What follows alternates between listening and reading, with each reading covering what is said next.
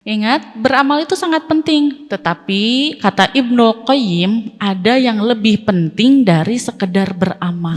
Di kitabnya Ibnu Qayyim mengatakan laisa sya'nu fil amal, innama sya'nu kulla sya'ni fi hifdzil amal mimma yufsiduhu wa yuhbituh. Beramal itu penting, tetapi kata Ibnu Qayyim ada lagi yang lebih penting dari amal itu sendiri.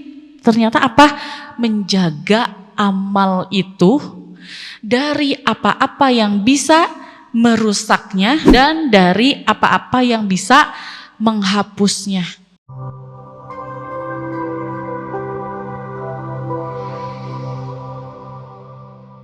Bismillahirrahmanirrahim. Assalamualaikum warahmatullahi wabarakatuh. Rabbi shrahli sadri wa yassirli amri wahlul 'uqdatam min lisani yafqahu qawli. Innal hamdalillah nahmaduhu wa nasta'inuhu wa nastaghfiruh wa na'udzu billahi min syururi anfusina wa min sayyiati a'malina may yahdihillahu fala mudhillalah wa may yudlilhu fala hadiyalah. Asyhadu an la ilaha illallah wahdahu la syarikalah wa asyhadu anna Muhammadan abduhu wa rasuluh la nabiyya ba'dah. Hadirin rahimakumullah, adik-adik, teteh-teteh, ibu-ibu, siapa lagi ya di sini yang Allah muliakan.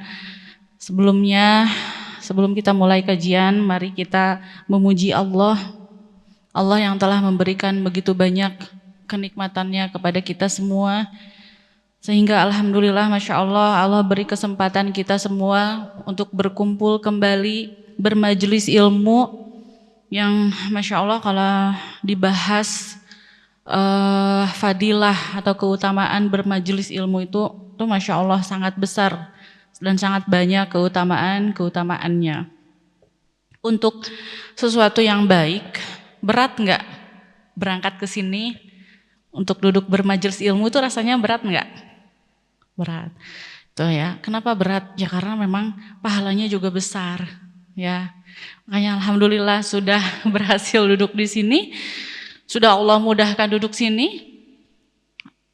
Itu tentu kebaikan ya dan petunjuk serta kasih sayang Allah kepada kita semua. Mudah-mudahan dengan duduknya kita bermajelis ilmu hari ini Allah catat sebagai kebaikan. Shalawat dan salam marilah kita curah limpahkan kepada junjungan kita semua, tauladan kita semua, manusia yang sempurna, Nabi Muhammad Sallallahu Alaihi Wasallam. Hari ini temanya amalan penggugur dosa ya. Gimana? Itu ya, masya Allah. Berbicara tentang amalan itu ibaratnya bekal untuk perjalanan kita menuju Allah. Jangan dikira nanti begitu sudah meninggal, sudah selesai. Ternyata kalau kita pelajari, wah itu perjalanannya masih amat panjang. Makanya kenapa di dunia ini tempat berlelah-lelah, tempat beramal, karena saat sudah masuk kampung akhirat sudah tidak bisa lagi beramal, udah nggak bisa lagi. Tempat beramal itu di mana? Di dunia. Kalau di akhirat tempatnya apa? Tetap penghisab, baru dihisab, udah nggak bisa beramal lagi gitu ya. Amal yang baik ini menemani kita dari sepanjang kita hidup sampai kita meninggal dunia, sampai di alam barzakh, sampai selanjutnya perjalanan kita menuju Allah Subhanahu wa ta'ala. Makanya kenapa ada hadis yang mengatakan bahwa kelak nanti seseorang saat di alam barzakh itu apa? Iya, alam kubur ya. Jadi saat seseorang sudah meninggal dunia, kan sudah pindah alam ya. Mungkin di antara kita juga sudah ada saudaranya atau siapanya yang terdekatnya yang sudah Allah pisahkan raganya dengan kita, sudah beda tempatnya, mereka sudah berada di alam barzakh. Nah, dalam hadis itu dijelaskan seseorang saat di alam barzakh akan didatangi oleh sosok yang rupanya, wajahnya bagus, enak dipandang, wangi, menyenangkan, membuat bahagia.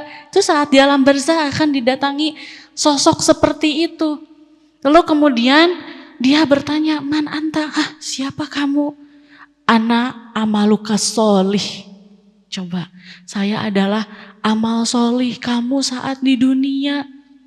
Ternyata Masya Allah ya, kebaikan atau amal soleh yang kita lakukan di dunia tidak sekedar memberikan kebaikan di dunia saja, ya, sampai alam barzakh pun Masya Allah. Padahal kan kalau kita lihat zohirnya, kuburan itu ukurannya berapa sih? Ya, bayangkan di tempat yang kecil itu gelap, atau lebih gampangnya lagi mati lampu malam-malam tuh rasanya gimana? Sesak nggak? Sesak. Padahal ini luas, ya kan? Nah ini kuburan yang begitu sempit, gelap, sesak, pengap, itu digambarkan seperti itu. Tetapi khusus untuk orang-orang yang solih sampai didatangi sosok seperti itu. Masya Allah ya, mungkin kalau diibaratkan mah ganteng atau cantik, menyenangkan, wangi, Masya Allah, kan membuat bahagia ya. Akhirnya ya berbincang-bincang, ngobrol, berarti kan gak kesepian di sana, khusus untuk orang-orang yang punya banyak amal solih. Karena saat ditanya, man anta, siapa kamu, sambil kaget gitu ya, ana amaluka solih, tuh Masya Allah. Dan begitu juga sebaliknya, ada juga seseorang yang didatangi sosok yang buruk rupanya, menyeramkan, bau, pokoknya takut. Pas begitu datang tuh ketakutan penghuni kubur itu, sampai menggigil ketakutan. Man anta, siapa kamu? Ana amaluka sayyi, aku amal kamu yang buruk, aku dosa-dosamu saat di dunia. Tuh, Masya Allah, artinya apa? Artinya sepenting itu mengumpulkan amal solih saat di dunia agar mudah, senang, bahagia perjalanan kita kelak sampai menuju Allah. Gitu. Maka orang-orang yang sering bermajelis ilmu seperti ini, tentu kan pengetahuan demi pengetahuan itu kan bertambah ya. Makanya dalam Al-Quran, la yastawil ladina ya'lamuna wal ladina la ya'lamun, gak akan sama orang-orang yang tahu, orang-orang yang sering ngaji seperti ini dengan orang-orang yang jarang duduk di majelis ilmu. Kenapa? Apalagi misalnya ini sudah disediakan pekanan, sudah mulai mengering nih 6 hari kemudian, diisi lagi, dicas lagi. Gimana sih kita kalau handphone lobet tuh cepet-cepet cari apa? Cari charger. Begitu juga kita. Maka sudah pasti orang-orang yang senang duduk bermajelis ilmu tersirami lagi. Mungkin kayak hari ini ya gitu. Langsung membayangkan, oh ya Allah gitu, ternyata mumpung saya hidup, pokoknya saya ingin mengumpulkan amal soleh sebanyak-banyaknya agar nanti ditemani makhluk-makhluk yang menyenangkan, yang wangi saat di alam barzakh. Itu kan bisa seperti itu ya, contoh kecilnya.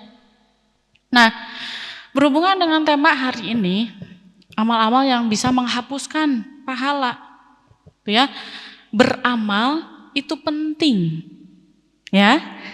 Ingat, beramal itu sangat penting. Tetapi kata Ibnu Qayyim, ada yang lebih penting dari sekedar beramal. Nah, ini di kitabnya Ibnu Qayyim mengatakan, laisa sya'nu fil amal, innama sya'nu kulla sya'ni fi hifdzil amal mimma yufsiduhu wa yuhbituh. Di situ dijelaskan bahwa beramal itu penting. Kita memikirkan hari ini mau apa ya, mau murojaah lah, mumpung libur misalnya, sebanyak-banyaknya, mau membantu teman deh, atau mau apa, di list gitu ya. Apa ya amal-amal yang akan dilaksanakan, yang akan diamalkan hari ini. Itu penting. Tetapi kata Ibnul Qayyim, ada lagi yang lebih penting dari amal itu sendiri. Ternyata apa? Menjaga amal itu dari apa-apa yang bisa merusaknya, mimma yufsiduhu wa yuhbituh, dan dari apa-apa yang bisa menghapusnya atau menggugurkan pahalanya gitu ya. Jadi harus dijaga amalan soleh yang sudah kita lakukan agar tidak rusak pahalanya. Dalam Al-Quran tuh dijelaskan ya kisah yang menyedihkan. Di situ dijelaskan a'udzubillahi minasyaitonirrajim, amilatun nasibah. Apa lanjutannya? Tasla naron hamiyah. Amilatun nasibah. Amilah orang yang bekerja keras. Nasibah orang yang capek berjuang. Jadi amilatun nasibah orang-orang yang berlelah-lelah beramal saat di dunia. Dia capek, amalannya tuh bukan amalan yang biasa saja, karena bahasanya amilatun nasibah. Untuk beramal tuh Masya Allah berjuang, berlelah-lelah, capek, mengumpulkan amal, mengumpulkan pahala. Tetapi ternyata di akhirat kelak, tasla naron hamiyah. Orang-orang yang udah capek, beramal, berlelah, berjuang itu ternyata tempatnya di neraka. Sedih nggak? Sedih pasti. Kenapa sedih? Karena saat kita berjuang, berlelah-lelah di dunia, pas begitu akan menghadap Allah, kita merasa sudah banyak pahalanya. Kalem lah, bismillah, saya kan udah banyak amalnya gitu. Udah banyak lah, wah sodako, saum, sholat, semua gitu, merasa sudah banyak karena memang tidak sederhana amalan yang dilakukan di dunia. Yang paling sedih begitu sampai di akhirat, tasla naron hamiyah. Ya, itu kita perlu tahu kenapa bisa seperti ini. Orang yang sudah berjuang, capek, lelah, letih gitu ya. Kenapa tempatnya tasla naron hamiyah. Nah, di tafsirannya, tafsir Ibnu Katsir, di situ jelaskan ayat ini ya, bahwa Umar itu saat bertemu dengan rohib itu bahasa Indonesianya apa ya? Itu pendeta ya. Jadi suatu hari Umar itu bertemu dengan seorang rohib, seorang pendeta. Tiba-tiba Umar itu sudah bertemu gitu ya, bertatap muka, lalu Umar tuh menangis. Umar tiba-tiba merasa sedih dan menangis. Maka para sahabat bertanya, "Ma yubki, kenapa engkau menangis wahai Umar?" Maka kata Umar, "Tadzakartu qaulahu ta'ala, amilatun nasibah tasla naron hamiyah." Kenapa bersedih? Karena begitu melihat seorang rohib, Umar teringat firman Allah, amilatun nasibah tasla naron hamiyah. Jadi Umar mencontohkan salah satunya adalah seorang rohib. Rohib itu kan di dunia mereka berlelah-lelah, banyak pengorbanannya, capek, berjuang. Apa? Melawan hawa nafsu, tidak menikah, benar nggak? Tidak punya anak. Itu kan nggak mudah, karena manusia itu dititipi hawa nafsu, syahwat. Syahwat apa? Untuk menikah, untuk punya anak, bahagia saat ada anak, gitu kan. Nah, para rohib sampai berkorban, tidak menikah, tidak memiliki anak, tetapi tasla naron hamiyah. Makanya Umar begitu bertemu dengan rohib itu tiba-tiba sedih dan menangis gitu ya. Kenapa? Saat kita beramal ada sosok yang tidak rela. Itu siapa? Tidak rela kalau pahalanya tuh utuh. pahalanya tuh bagus. Siapa yang gak rela? Setan. Saat setan melihat kita banyak amal solihnya, dia terus berusaha bagaimana agar amal yang kita lakukan ini tuh dari awal tuh udah gak diterima sama Allah. Atau saking gigihnya setan gitu ya, pokoknya jangan sampai pahala amal solihnya tuh bagus, tercatat, rapi gitu ya, kokoh. Ada nanti sampai di buku catatan amalnya, jangan sampai, gimana nih caranya. Bahkan orang-orang yang lulus ujiannya digoda dari setan, beramal, akhirnya diterima. Setan tuh nggak berhenti, udah diterima nih, nggak berhenti, ternyata terus digoda. Bagaimana agar amalan itu yang awalnya diterima, akhirnya jadi dibatalkan sama Allah. Nah ini makanya kenapa ada amalan pembatal atau penggugur ya, gitu. Bahkan misalnya nggak bisa seperti itu pun, agak rusak pahalanya, gitu sampai gitu. Coba, gimana ya caranya biar pahalanya rusak, amal solihnya rusak nih, gitu. Itu kan sampai seperti itu, setan tuh menggodanya dari mana aja, dari depan, dari belakang, dari kiri, dari kanan, tuh terus dikelilingi oleh setan saking tidak ridho.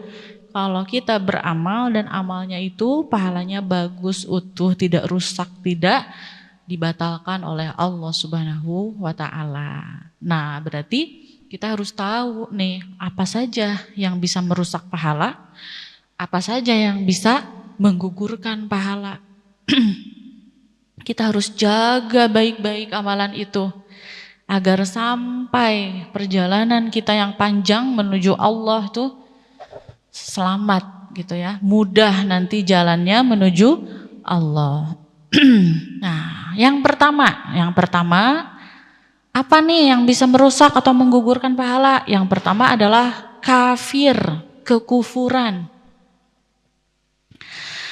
Nah, kekufuran ini ada dua. Yang pertama istihza fiddin. Istihza fiddin itu apa ya? Mengejek syariat. Mengejek agama Allah. Menghina Allah, menghina Nabi Muhammad. Merendahkan ayat-ayat Al-Qur'an. Atau bahkan nih zaman sekarang nih, banyak sekali yang suka bercanda membawa-bawa syariat Allah. Kemarin-kemarin atau di media sosial tuh ada yang tuh nggak tahu ya bercanda atau enggak. Mendingan masuk neraka lah. Di sana kan ada siapa gitu. Kalau yang nggak kenal agama Allah mungkin ketawa-ketawa gitu ya. Kalau kita yang diilmui serem. Kenapa sih bercanda harus bawa-bawa syariat Allah? Gitu. Di sana kan ada siapa gitu, disebutin artis-artis terkenal gitu kan. Di sini tuh susah ketemu artis gitu kan. Ada yang bercanda seperti itu. Atau misalnya bercanda apalagi lah yang membawa hal-hal yang Allah muliakan. Itu tidak boleh ya. Bercanda apapun tidak boleh, bawa syariat Allah tuh harus dijaga ya, nggak boleh gitu. Istihza fiddin, dan mereka tidak suka pada Al-Quran, tidak suka pada apa-apa yang diturunkan oleh Allah. Dzalika bi annahum karihu ma anzalallah. Mereka benci. Makanya kan Al-Quran itu isinya tuh udah nggak relevan dengan hari ini gitu. Kan suka begitu ya. Atau misalnya diterimanya itu yang enak-enaknya aja gitu. Ada syariat Allah yang dia nggak suka misalnya. Dipilih-pilih lah syariat Allah tuh yang enak-enaknya aja. Misalnya nggak usah pakai kerudung, itu kan panas, itu kan zaman dulu misalnya. Apa aja lah dicari-cari seperti itu, dikait-kaitkan dengan zaman sekarang, zaman dulu gitu. Ya itu dianggap tidak relevan tadinya.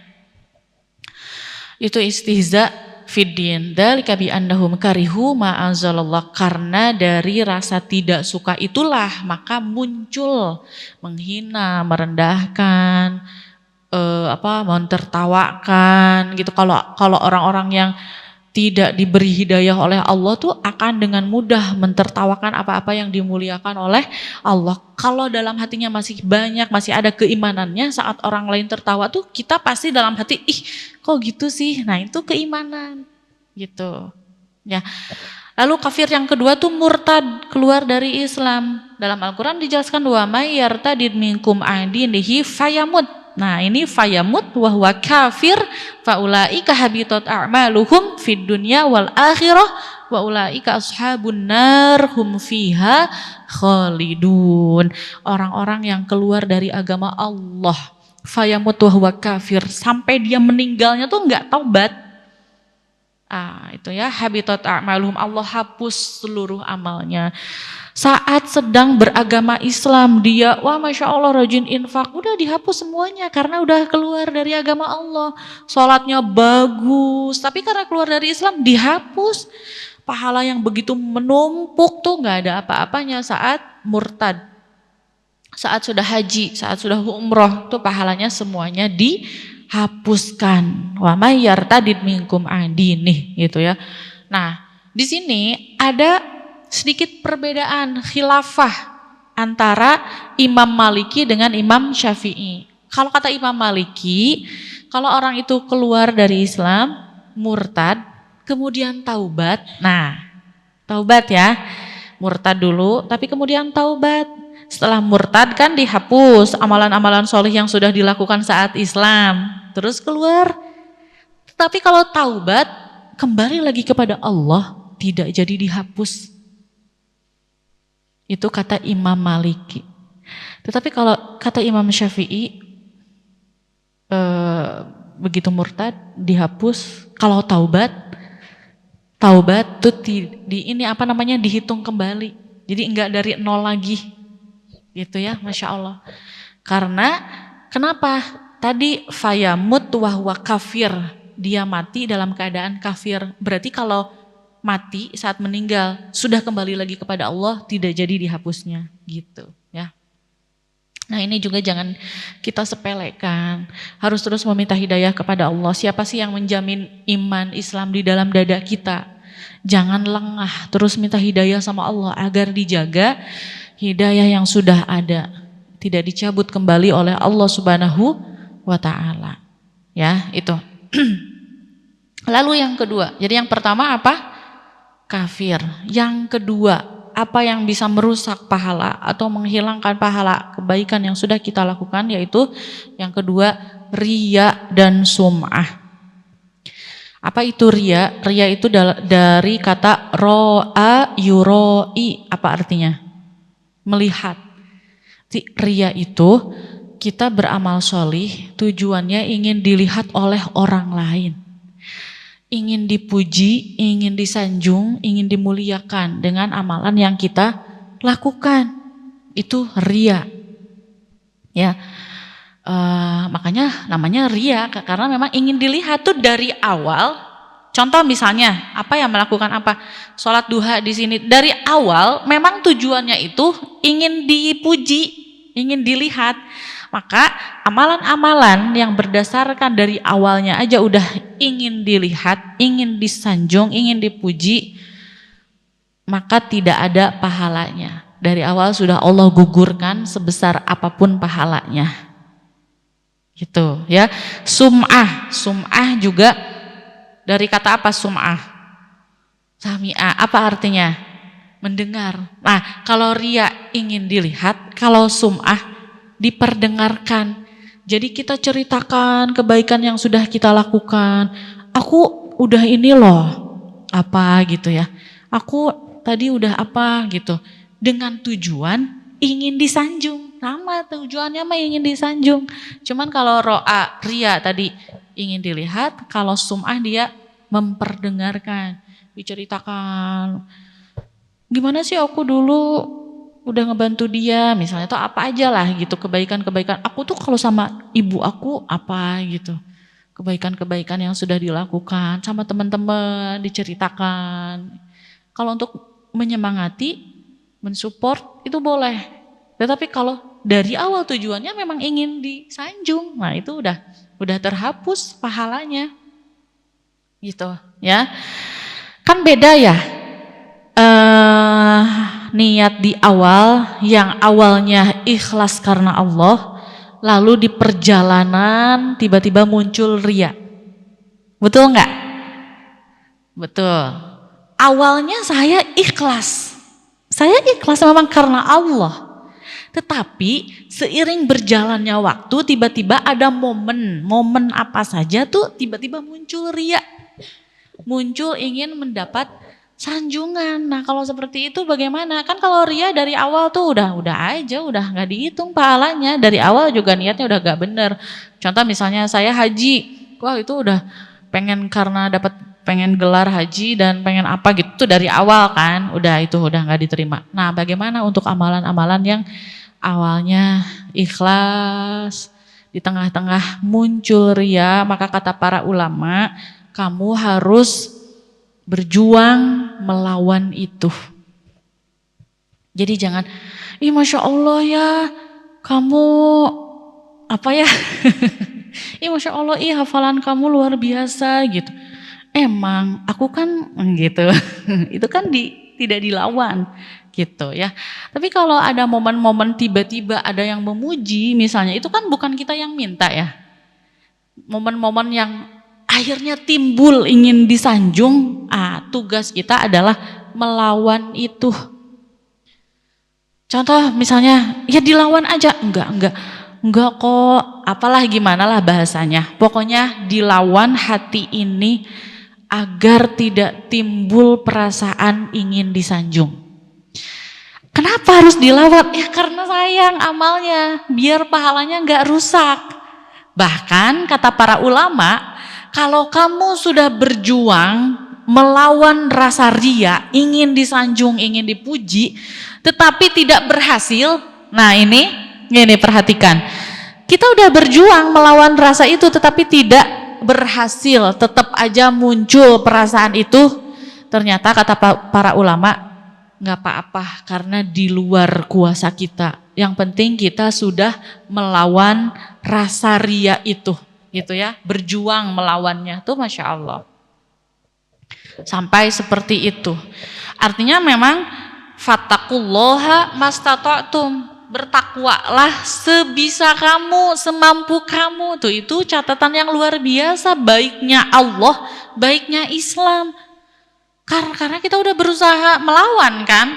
Kalau sudah berjuang melawan rasa itu dan ternyata masih ada, luar biasanya tuh Masya Allah, tetap pahalanya ada. Yang gak boleh itu, memang saya cantik, memang saya pinter, memang saya baik gitu ya. Ya kayak gitulah. Tapi harus dilawan. Siapa sih yang nggak tahu saya cantik? Gitu ya. Tapi harus berjuang melawan itu. Tuh ya. Bahkan dalam Al-Quran, wa ma anfaqtum min khairin fa innallaha bihi alim. Apapun yang kamu infakkan, sekecil apapun yang kamu infakkan, sebesar apapun yang kamu infakkan, Allah tahu. Sebesar apapun kebaikan kamu, sekecil apapun kebaikan kamu, Allah tahu. Kalau Allah sudah tahu, cukup.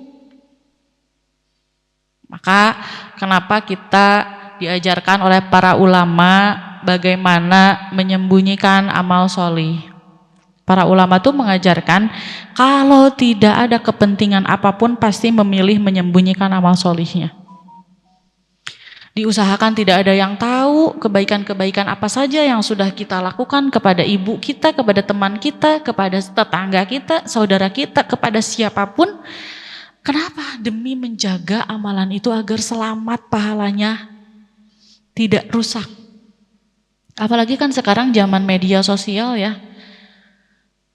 Pamer pada yang jauh juga bisa. Kalau dulu mungkin mau pamer, mau riya, mau sum'ah itu agak terbatas, cukup kepada orang-orang yang ketemu aja. Kalau sekarang jangkauannya lebih luas. Diperdengarkan sum'ah, bisa dari tulisan, ya enggak? Riya, bisa kita posting apa saja di media sosial kita.